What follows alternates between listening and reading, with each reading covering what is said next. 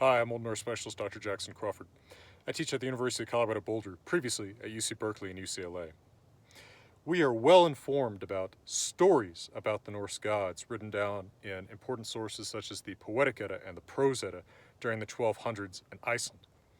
But by the time these stories were written down, Iceland had been Christian for more than 200 years. And while Christians were sometimes willing to write down stories about the gods that their ancestors had worshipped, they are not necessarily willing to transmit information about how to worship these beings. After all, that's what makes you a pagan, not telling some kind of entertaining story about Thor or some, intriguingly mysterious story about Odin, but attempting to sacrifice to Odin or pray to Thor. And of course, not all of this is anti-pagan sentiment so much as it is just non-pagan sentiment, right? If a Christian parent today wants to read a story to a child about Hercules, that storytelling time is not likely to include anything about slaughtering fatted calves to Hercules, right?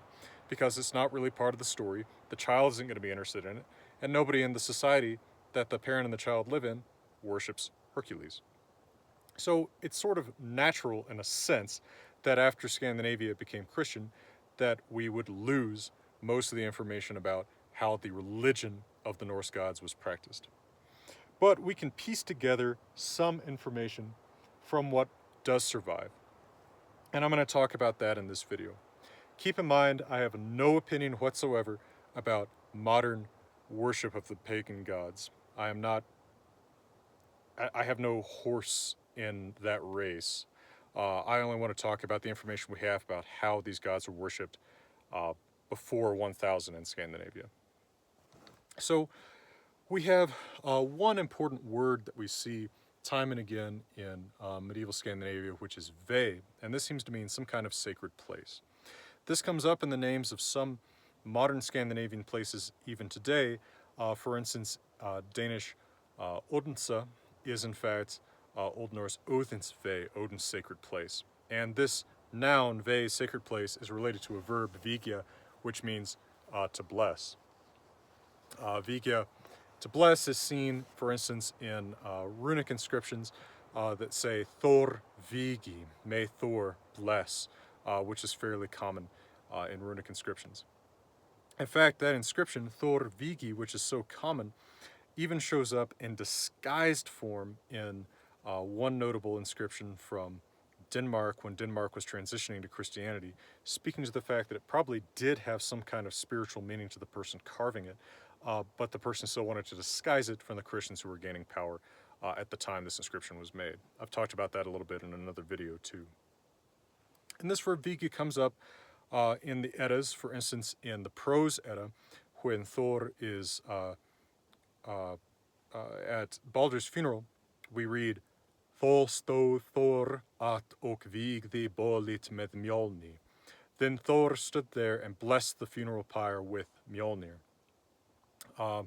This is something he does with his hammer because we also see in the scene where Thor is visiting the farmer whose children are about to become his child slaves. After they've stayed there the night, it says, En I 84 dag stod han upp och klädde sig, tog hammaren Mjolnir och bra upp och vigde haverstockarna. But in the dark hour before day, he stood up and got dressed, took the hammer Mjolnir, and drew it up and blessed the goat bones. And that brings the goats back to life so that he can ride them the next morning after eating them the night before. We also see it in Thrymskvida. The hammer of Thor is brought in by one of the giants who's stolen it during the wedding that is between, of course, the giant Thrymr and Thor, who is supposedly Freyja dressed up in a wedding dress. And the hammer's touched to Thor, Freyja's knees, and the words that precipitate this are Berið in hamar brúði at vigja. Bring in the hammer to bless the bride.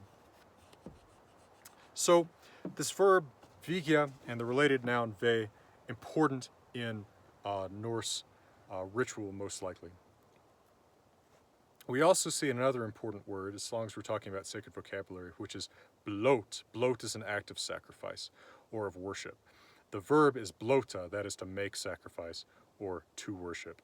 This is in fact related to, from the same root ultimately as English bless. It is not related to the word blood, although it resembles it, Old Norse blod. A thing given in sacrifice is a blöti. And we might note that a thing given in sacrifice is not necessarily something that is killed. So, for example, the horse phallus called Volsi is called a blöti by the family in Volsathotar in the greater saga of Olavur Tryggvason, even though the penis itself is not killed. Now, in addition to the general site name of Ve, we also read of a horger, which seems to be a pile of stones or a cairn where offerings are made.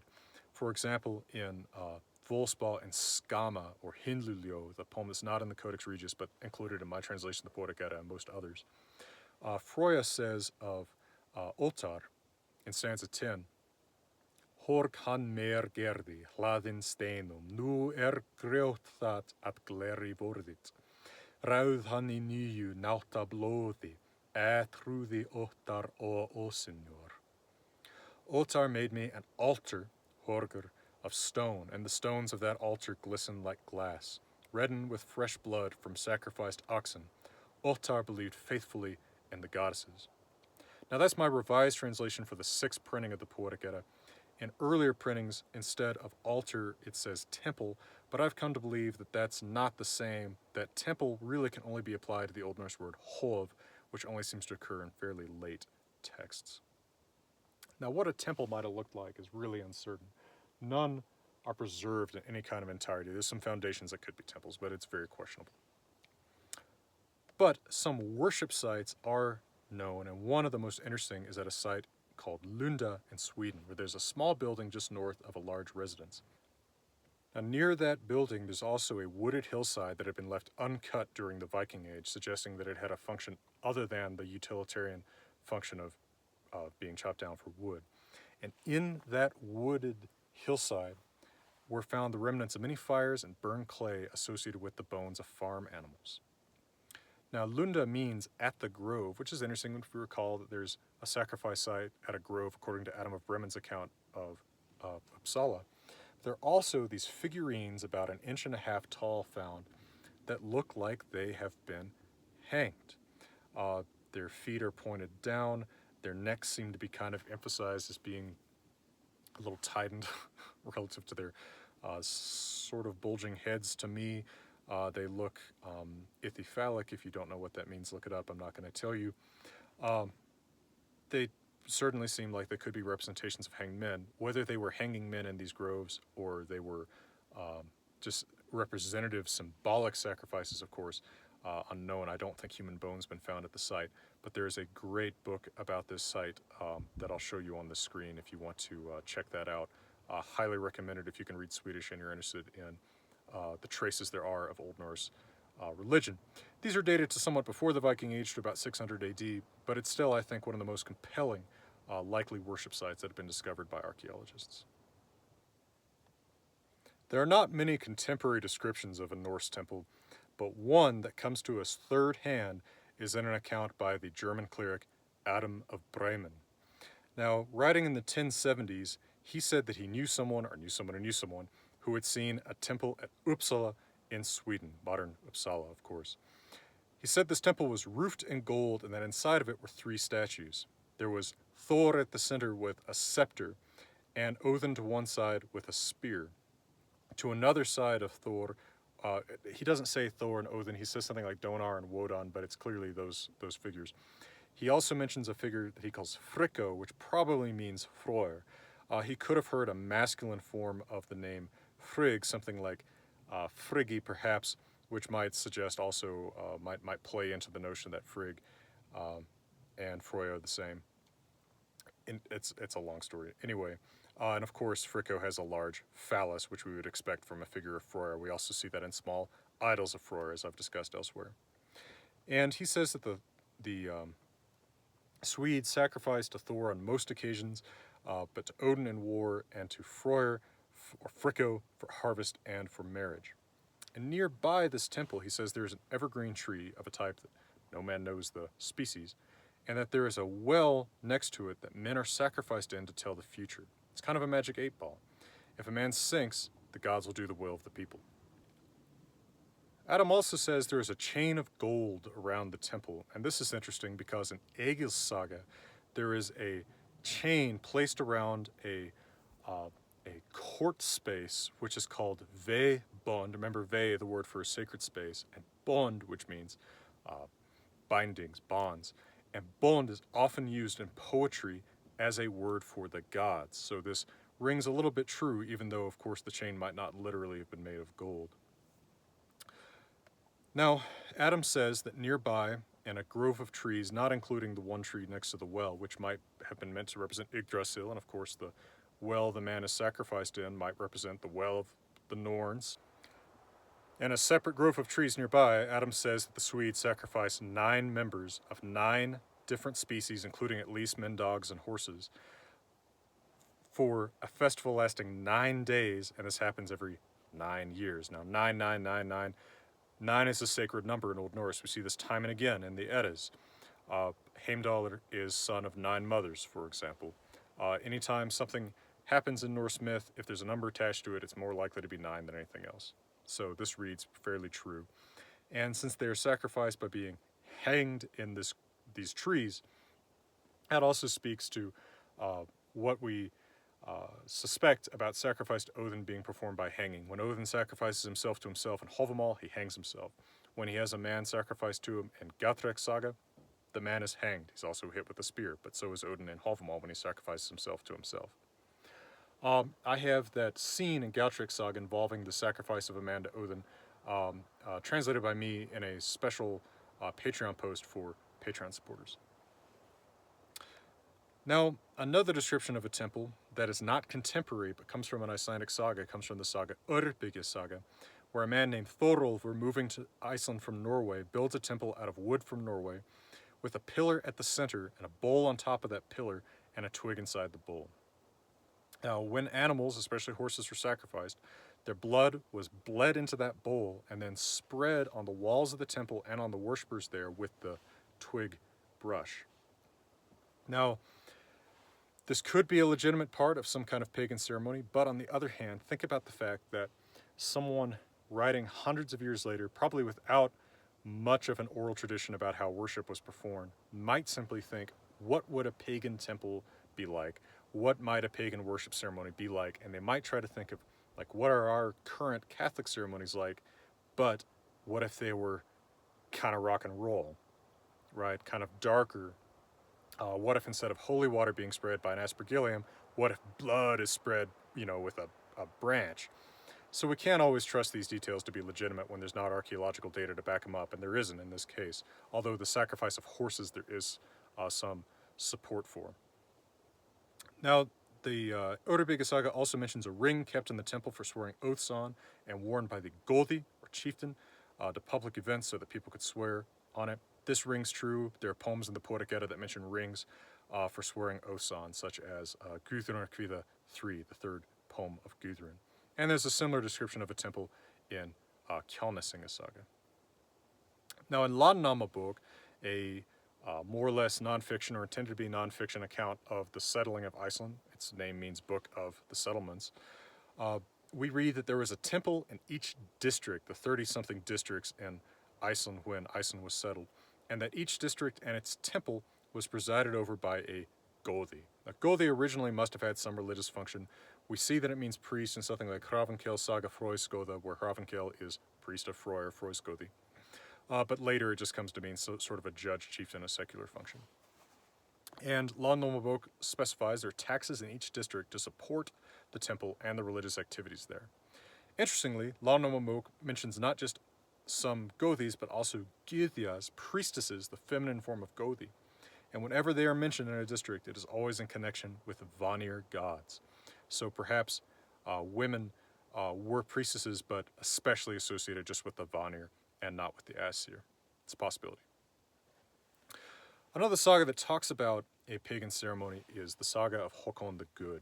Now, Hákon the Good ruled Norway from 935 to 961-ish, and He was a Christian, but the country was not Christian yet, and he was not an aggressive missionary. He specified in the laws of the land that men were to celebrate either Yule, the old pagan winter solstice ceremony, or Christmas, and they were to celebrate them at the same time. And he actually attended major Yule feasts in order to provide the king's luck. Now, on one occasion, a drunken follower brought him some mead that had been blessed in the name of the pagan gods and asked him to drink it. But Hákon made the sign of the cross over it. This almost started a fight because, of course, the man said, well, you need to drink it without making the sign of the cross. And finally, one of Hákon's pagan friends, I think it's Sigurður Jarl of Hlaðir, modern Lunda, convinced him that, in fact, no, he had made the sign of the hammer over it, not the sign of the cross.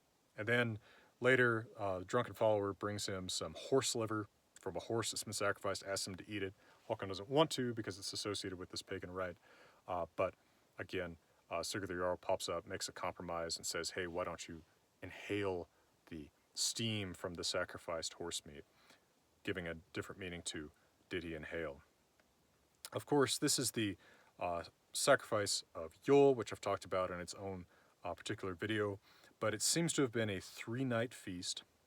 The saga of Hákon the Good says that there was a toast drunk to Odin for victory, to Njordr and Freyr for good harvests, and then to the king himself for his rule, finally also to fallen kin and comrades. Consumption of horse meat and a lot of drinking seems to have been a big part of it. Consider that in early Scandinavian law codes, consumption of horse meat is often banned. This probably has to do with the fact that it was associated with pagan rites like this. And of course, the swearing of oaths was a big part of the Yule ceremony, as a time of religious reflection is also often a time for making some kind of binding promise by the gods. Another story that has some relevance to the study of religion, although it could just be, it could be a lot of later saga writer fictionalizing, is Ogmundar Þóttur Dits, often called the short story of Ogmund Bash. And not Ogmund Bash himself, but rather an outlaw named Gunnar, leaves Norway, which has become Christian, and goes to Sweden, which is not yet. Sweden was the last Scandinavian country to convert to Christianity. And there, he finds a wagon with a life-size wooden idol of Freyr that is driven around the countryside with a young woman who is Freyr's, quote, virgin bride. Gunnar, as a good Christian, doesn't believe in this, but ends up riding around in the wagon anyway, ends up impregnating the woman, and it says the Swedes believe that, then it's actually Freyr who got the woman pregnant. But of course, this is just presented as, goofy pagans. There could still be some kind of basis to this, probably not to the fact that Gunnar eventually wrestles with the big wooden statue and beats it and drives the demon that possessed it out. That I suspect didn't happen.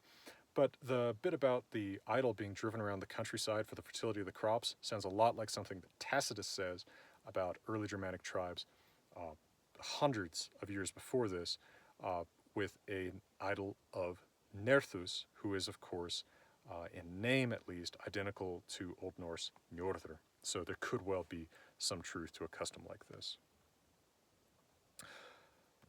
Now, as to prayers, again, rituals, prayers, not things that Christians are likely to preserve for us from the Old Norse period, but there is one particularly famous possible prayer. In the poem Sigurdrifumal in the Poetic Edda, the great hero Sigurður has ridden through the burning ring of fire to meet Sigurdrifa. In the Saga of the Volsungs, she is Brynhildr, but in the Poetic Edda, she's only called Sigurdrifa. And when Sigurdrifa wakes up out of her magical sleep, she greets Sigurður and gives him a drink, and she says this: Heil dagar, heilir dagsynir, heil nótt og nýtt, óreiðum augum lítið okkur þinnig, og gefið setjóndum sigur. Heilir æsir, heilar ósinjor, heil sjó in fjölnýta fold, mól og mannvit gefið okkur merum tveim, og læknis hendur medan livum. Now, my translation of the Poetic Edda from 2015, I translated that: Hail the day, hail the sons of day, hail to night and her sister. Look on the two of us here with friendly eyes and give us victory. Hail the gods, hail the goddesses, hail the hospitable earth. Give the two of us eloquent speech and wisdom and healing hands while we live. But if that is a prayer, it is one of the tiniest, few traces that we have of actual revelatory, worshipful language in Old Norse. Now, one place we can look for hints about how worship was conducted is law codes in early Scandinavia. And it's interesting to see what they define as punishable activities, many of which may be traced to pagan activities, things like eating horse meat, exposing babies, quote, waking up trolls, whatever exactly that means, using magic, fortune-telling, and, quote, riding like a night monster, also a good title for a motorcycle rock album. All of these line up fairly well with things that we would expect. Of course, magic and fortune-telling would be associated with pagan gods, probably because they invoke pagan gods. And eating horse meat and exposing babies are specifically mentioned in the story of how Iceland was converted as things that were left out of the prohibitions. The pagans, the holdout pagans, got some compromises struck whenever they were forced to baptize in the year 1000. They demanded they could still eat horse meat, they could still expose babies, and they could still worship the pagan gods in secret. So clearly these were important elements of their worship. Well, for now, I hope this has given you some feel for how tenuous but also how fascinating our evidence is for the worship of the Norse gods in the Viking Age and surrounding centuries. I make these videos in beautiful places for free, but I hope you'll check out my Patreon if you want to help me keep making them. I also hope you'll check out my translations of the Poetic Edda, as well as the Saga of the Volsungs, and forthcoming, the Saga of Hervor and Hedrek, the Saga of Hrolfraki, and the Prose Edda. And for now, from beautiful Colorado, I'm wishing you all the best.